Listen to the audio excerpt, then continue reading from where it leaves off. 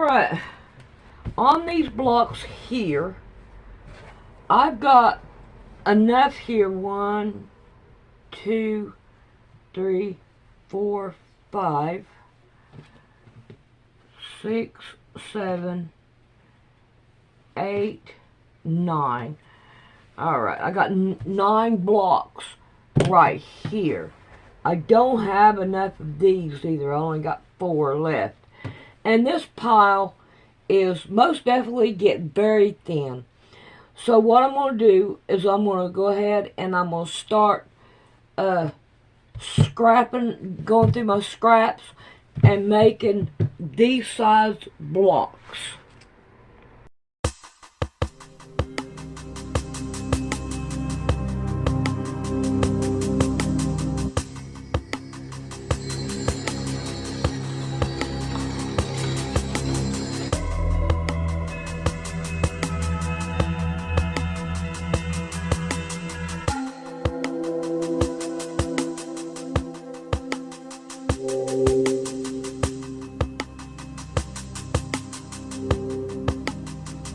Alrighty, I forgot.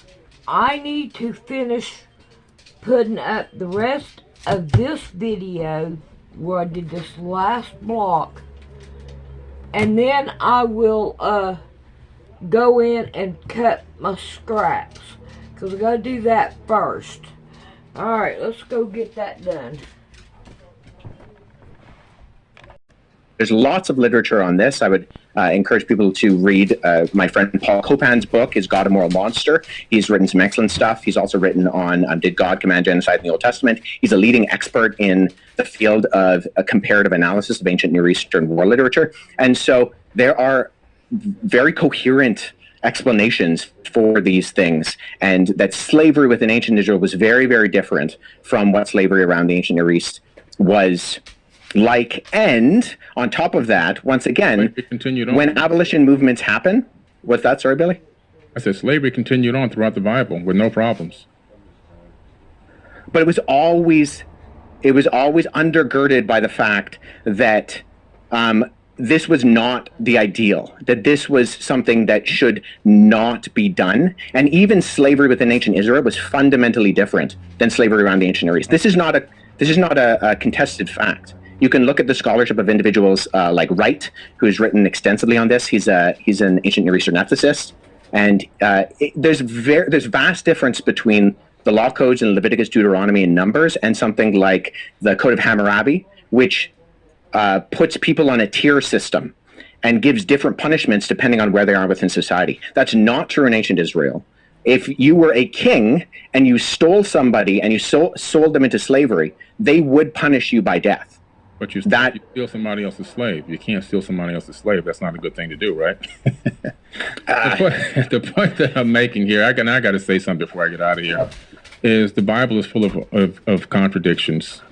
The biggest problem that we have is we're dealing with a civilization on this planet that is psychologically impaired. Human beings are psychologically impaired. This entire planet. We're living on an insane asylum. Earth is an absolute insane asylum. Mental illness has spread throughout the planet Earth like a complete virus.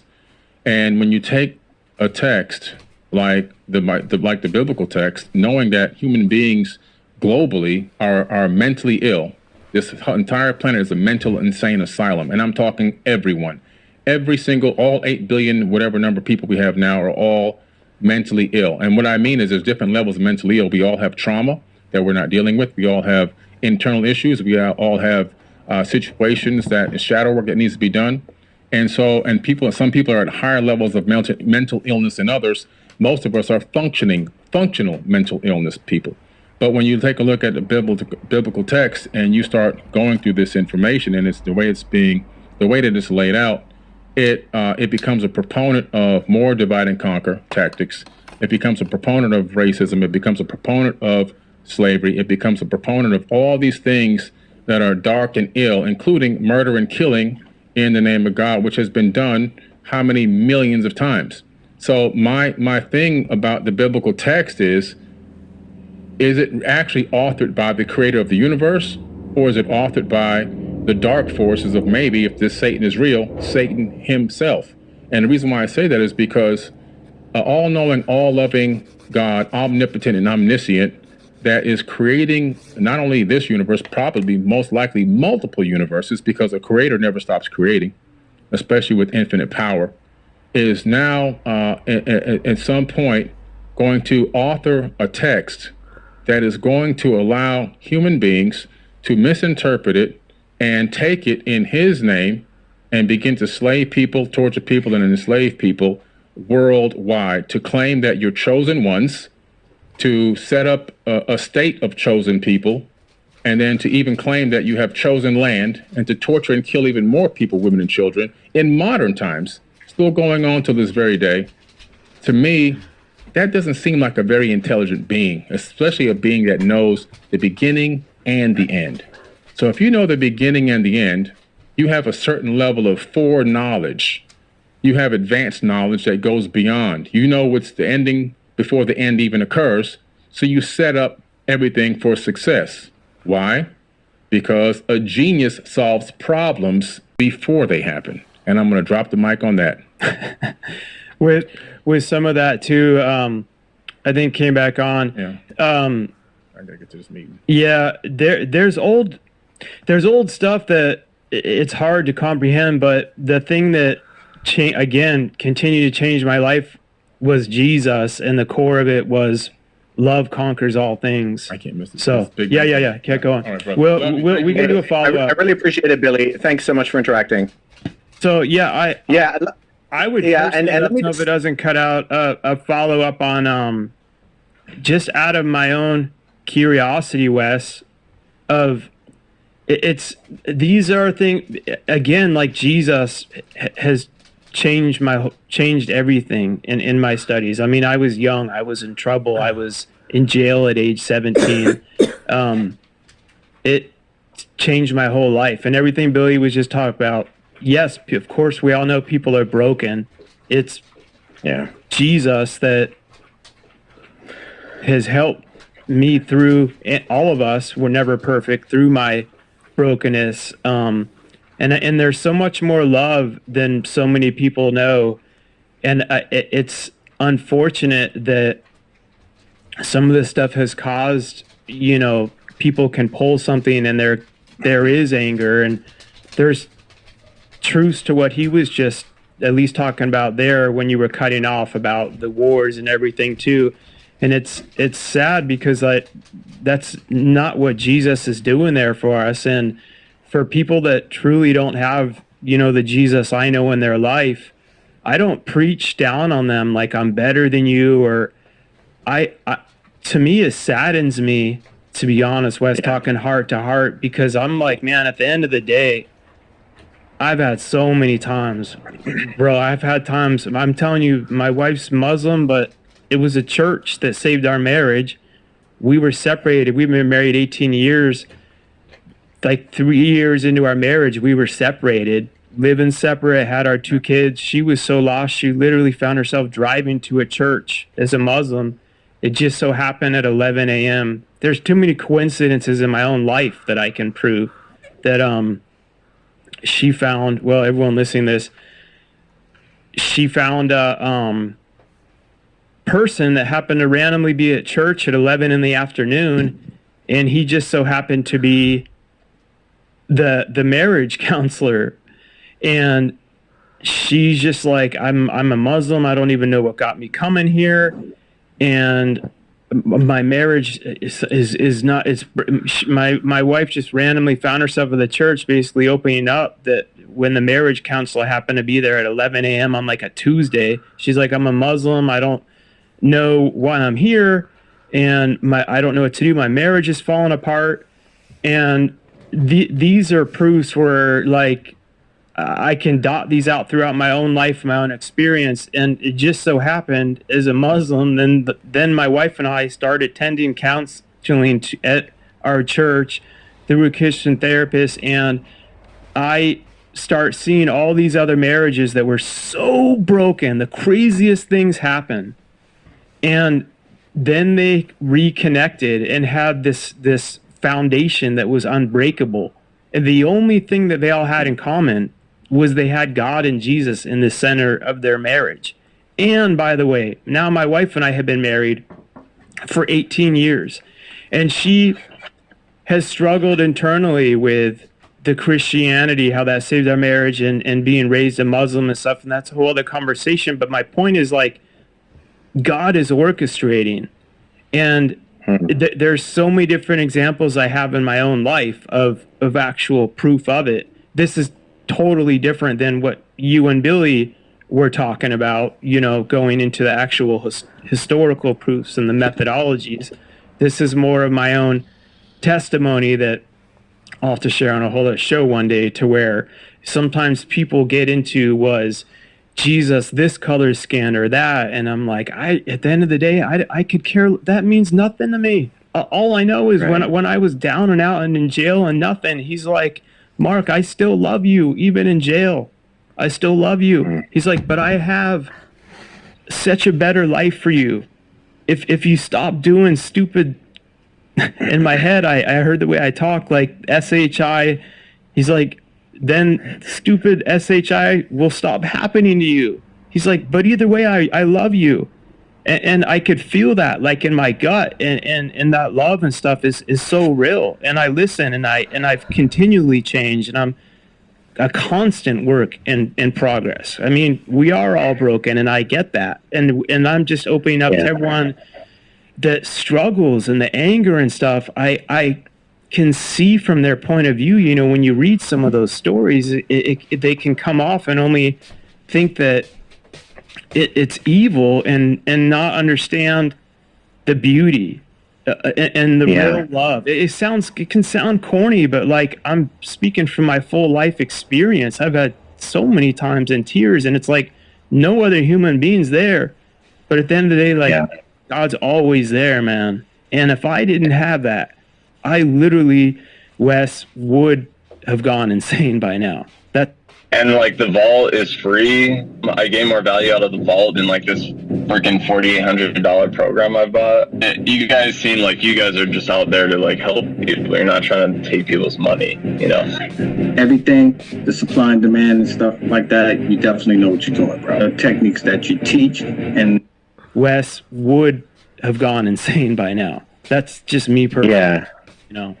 Yeah, no, I appreciate that, and I apologize for all the tech issues we're having here. I'm flipping in and out, but yeah, I mean, I would echo that. I mean, what I said about how the God of the Bible is described, that when God reveals himself and he says, you know, I'm Yahweh, the compassionate, the gracious, slow to anger, and abounding in steadfast love and faithfulness. I think we see that carried right over through the testimony of Scripture. And when you look at Jesus saying things like, but I say to you, love your enemies, do good to those who hate you, bless those who curse you, pray for those who mistreat you, love your enemies as yourself, you know, don't expect anything back. He says, but I tell you, love your enemies and pray for those who persecute you, that you may be children of your Father in heaven. I mean, I truly believe that Christianity is verifiably true.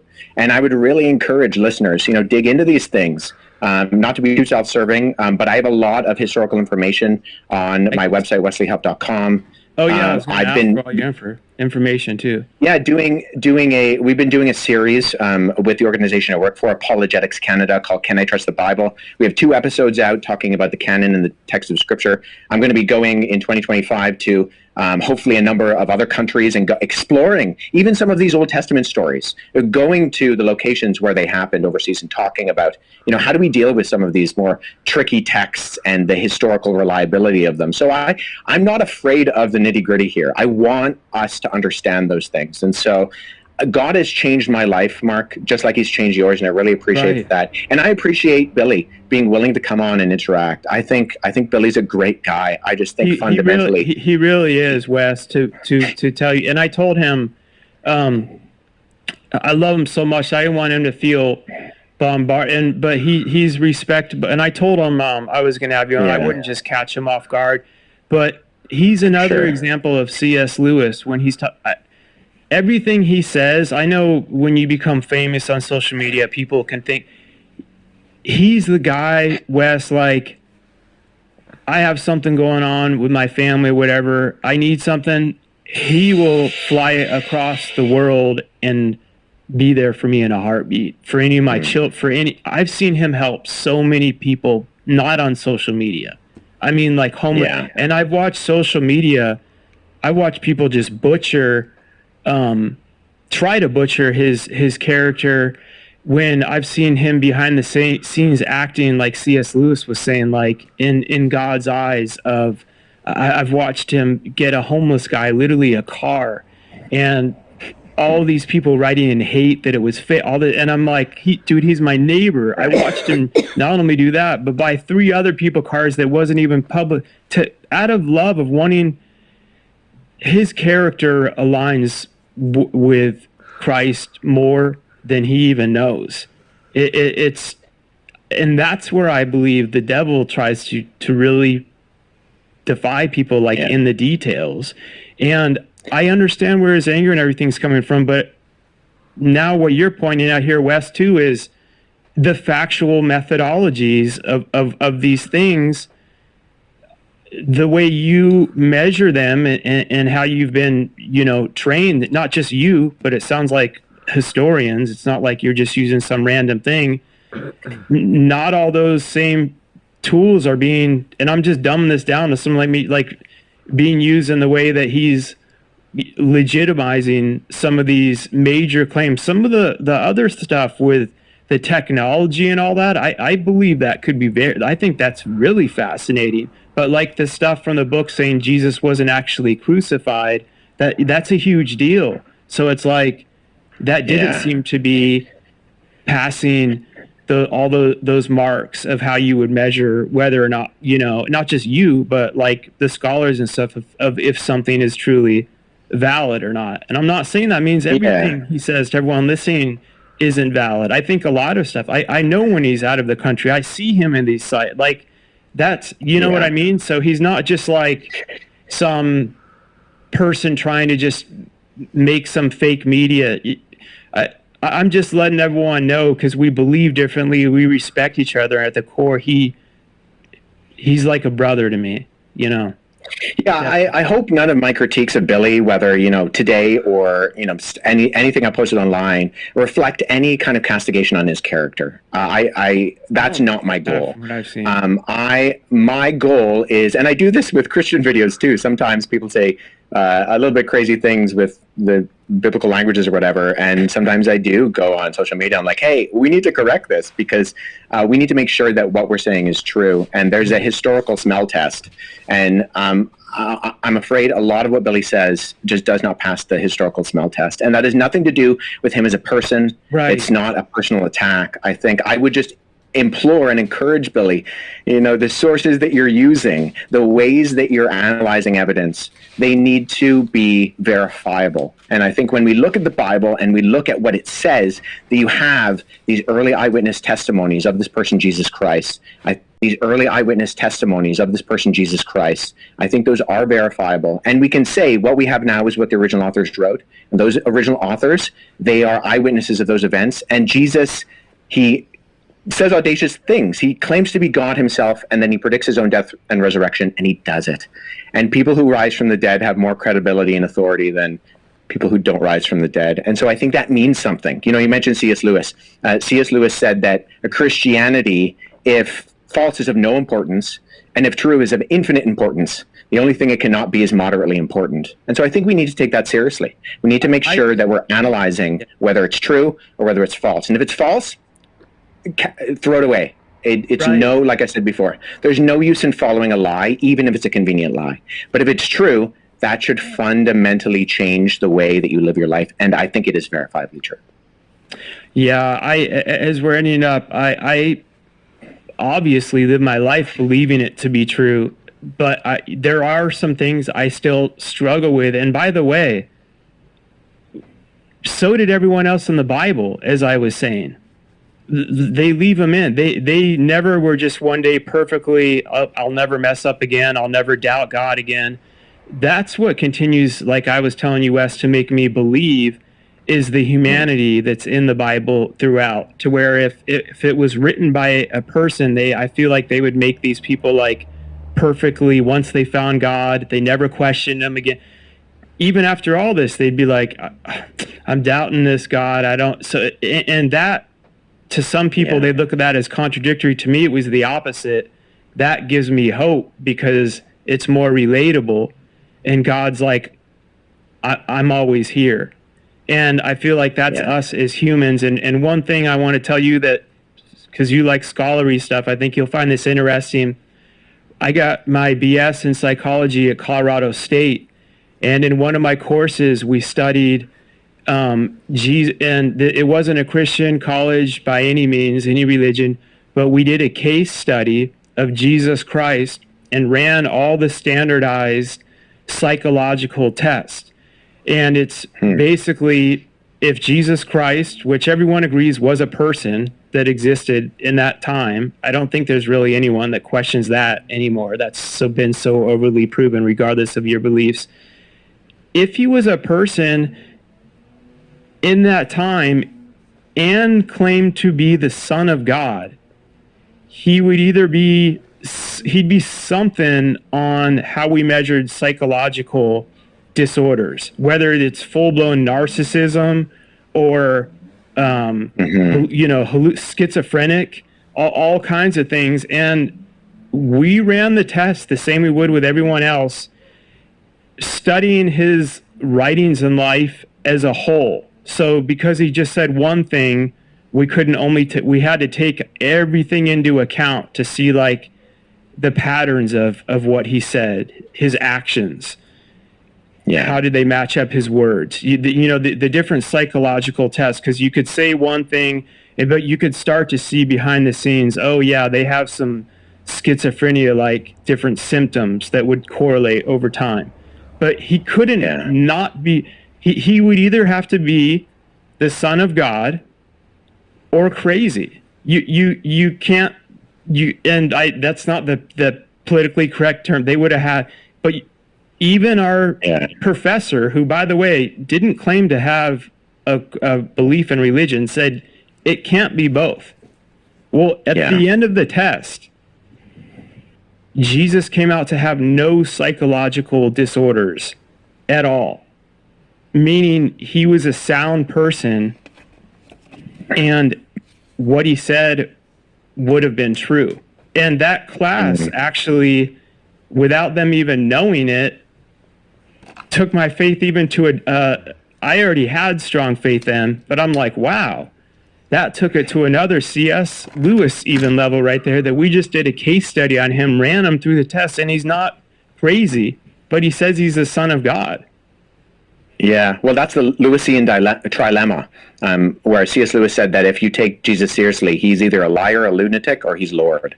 And so it's very interesting that you phrase it that way. And even going back to what you were saying and touching on the methodology question, historians, when we do analysis, one of the methodologies is what's referred to as the criterion of embarrassment. And what you talked about with the authenticity of the heroes of the Bible being fundamentally flawed is one of those criteria. People in history don't usually write things that make themselves look bad, that reflect poorly on their leaders and kings. And you look at this, when you look at the inscriptions from the ancient Near East, the Babylonian inscriptions, the Sumerian inscriptions, the Egyptian inscriptions, they always make the king, the pharaoh, look good. Right. Because even when they lose battles, they spin it in this like political narrative. I mean, just like we do today with politics, right? But when you read the Bible, what really sets it apart, both a religious text and in a historical text, is the honesty it conveys concerning its heroes. And a primary theme of biblical scripture is that the greatest individuals spoken about in it, through its pages, are broken and flawed. Even just thinking like Billy was saying. Quickly. Yeah, sure. Abraham was the father of a nation, and he was a liar. Jacob was a patriarch of Israel, and he stole his brother's birthright, right? Moses led the Jews out of captivity, but he was a murderer. Daniel was the greatest king. You mentioned he was a man after God's own heart, and at the same time, he was a serial adulterer. Noah was the only righteous person on the earth, Genesis 6 says, but he was a drunk. Peter was part of Jesus' inner circle, and when things got tough, what happened? He chose to deny he even knew Jesus. Paul wrote more books in the New Testament than Jesus, any other book. Yeah. And he was correlate are beautiful too, where he denied him 3 times, but then what did Jesus say back to him 3 times? Was it, do you love me?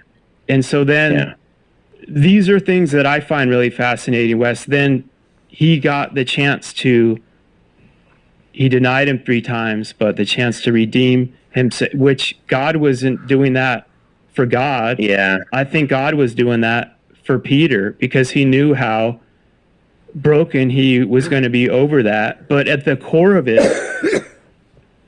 I just want everyone listening to this from all different beliefs. I don't believe our God is an irrational God. And I know people can get religion and stuff so misconstrued by so many things. But at the core of it, God really looks at, I believe, what's in our hearts and who we truly are. And when we make mistakes, do we continue to try to be better than the version of ourselves that we were before? And are you trying to live a life of purpose? And that looks different for different people in different circumstances. And I think he's a very rational God and much more smarter than us and much more loving. And there is stuff that I definitely still have questions about, but it's not enough to break down. It would be more like 8% of stuff out of the Bible versus the other 92% that I know is so true, and be things like that, like the necklaces and that, which aren't hugely relevant, but it's just still perplexing to me at times. But I understand how you're able to explain it. I'm sorry for cutting you. I have heard it, and I know you know it all, and I'm not even I completely believe what you're saying, and I believe that to be true. But but you get how it can be like perplexing as well at times, Does that make sense? Yeah, I mean, no one's arguing that all Scripture is easy to understand. I mean, I think Scripture is clear on what it's clear about. That we live in a world that is broken, that is flawed, that we are not in right relationship as the creature with our Creator. And, you have this narrative of fall, or of creation, fall, and then redemption and restoration.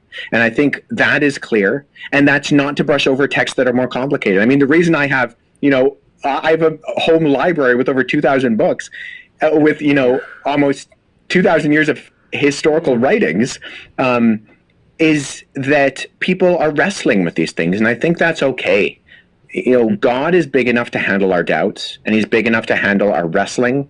And I think that's a good thing. I think the fact that God made us with a mind and then calls us to love him with all of our heart, soul, and mind means that God wants us to explore. And let me just finish off on this. Is that, you look in there's a book of the Bible called the Psalms, right in the middle of the Bible. And Psalm 23 is a very famous psalm. The Lord is my shepherd, I shall not want. He makes me lie down in green pastures. The psalm immediately before it, Psalm 22, starts off like this. My God, why have you forsaken me? Why are you so far from me? And you know what? The one thing I really moves me about the God of the Bible is that the same God who sees the person who says, the Lord is my shepherd, I shall not want, and the person who says, my God, why have you forsaken me? The same God sees those as equally valid forms of worship. In that the God of the Bible is not afraid of questioning, of doubting. And he says, hey, come to me.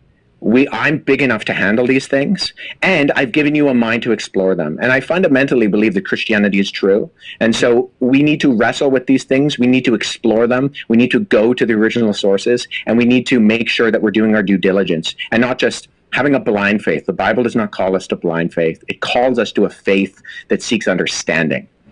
Blind faith. The Bible does not call us to blind faith. It calls us to a faith that seeks understanding. And so that's hopefully what I hope the listener is hearing in what I'm saying. I love Billy. I love you, Mark. I don't want to cast any negative aspersions on anybody, but I fundamentally believe that Billy is incorrect, and I think that there should be a level of accountability to correct that. But I appreciate him coming on and being willing to do this. Absolutely, Wes. And I appreciate... Look, this came everyone listening and watching when this airs so quickly that I've been wanting to have this talk with Billy for a while, but then it came up so quickly because I'm back and forth with my company. He's out of the country. And then we're like, wait, we're actually able to do this tomorrow. And I'm like, man. And then I'm looking at our calendars. I'm like, I don't think we're both going to be available for. So I'm like, we just have to make. And I was praying. I'm like, I could talk to him all day about my beliefs, his beliefs, but half those books and stuff, I would be looking up on Chat GPT, like, what is it? I don't know them. So I'm like, I'll have nothing to say to that. And I don't think anyone's really, from what I've seen, debated that. And I'm like, I was praying, I reached out, and I'm like, I just got to make this so it's solid information for everyone listening and watching. And I'm like, I don't have the wit. And then someone who I highly, highly trust, like I told you, Wesley, has watched your stuff, highly recommended you, and it comes from such a highly trusted source that from not even seeing any of your stuff, which I never do on this show, people know from Elevating Beyond, I watch people's stuff, I'll pre-screen them.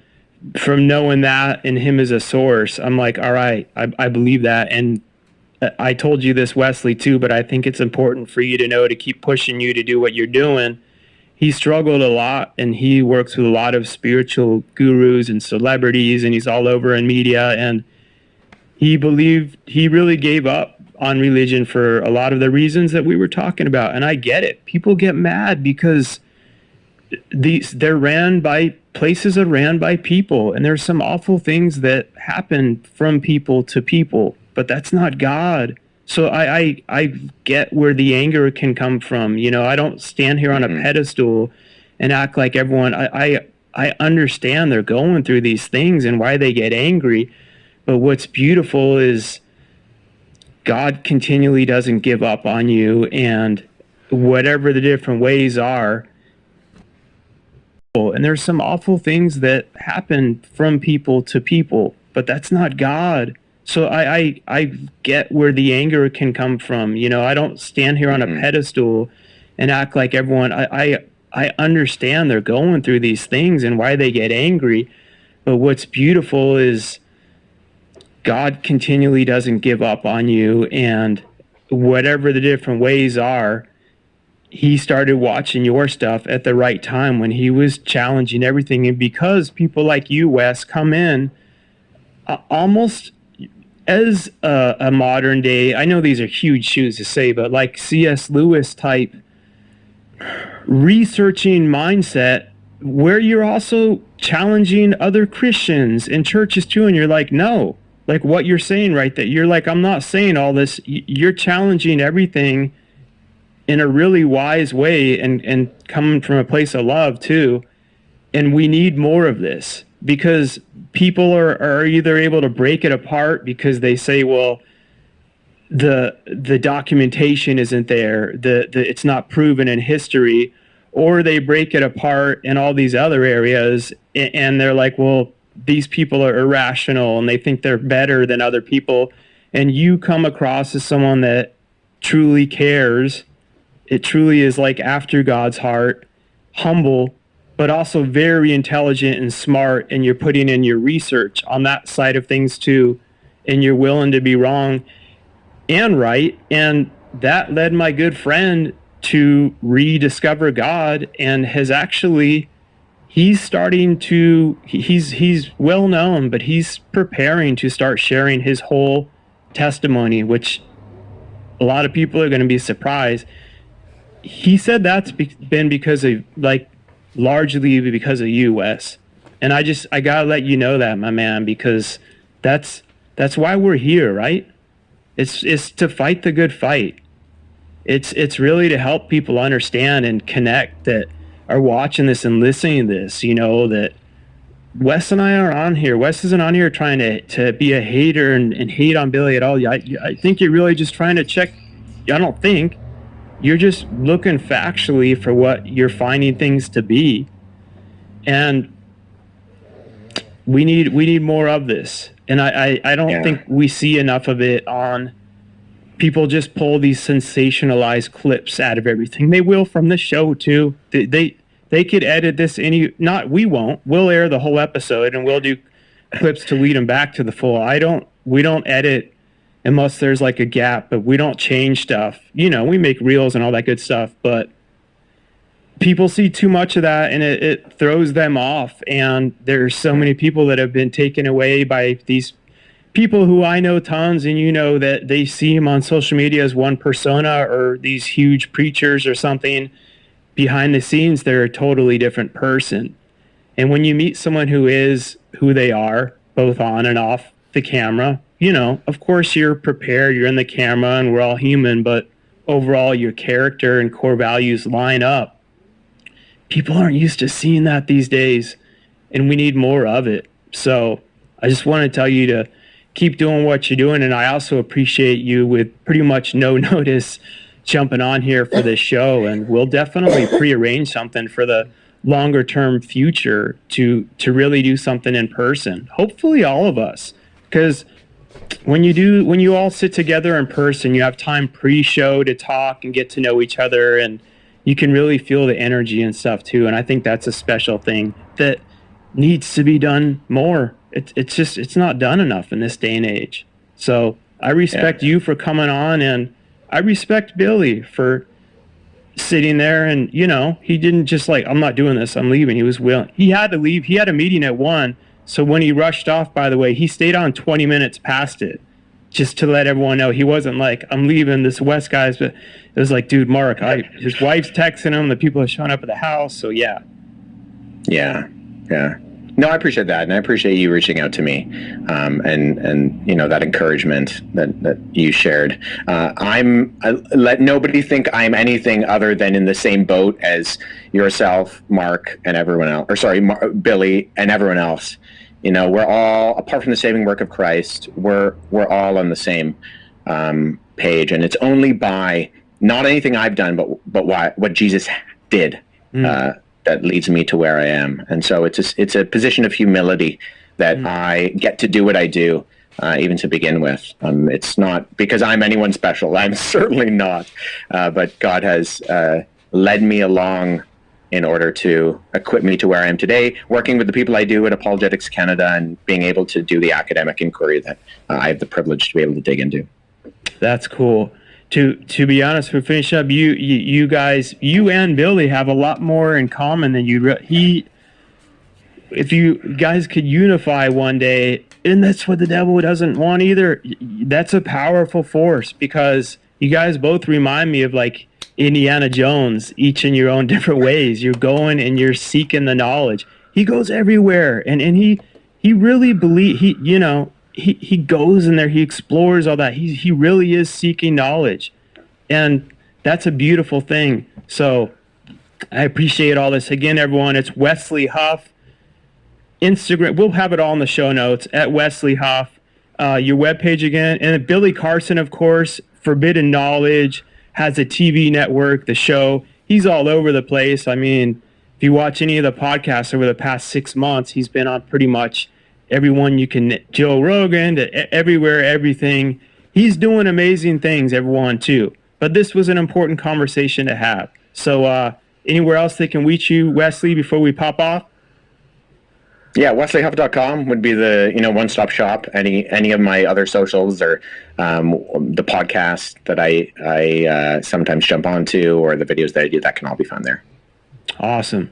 Thank you so much, my good man, and thank you so much, Billy, and everyone. Never settle, never give up, and keep elevating beyond.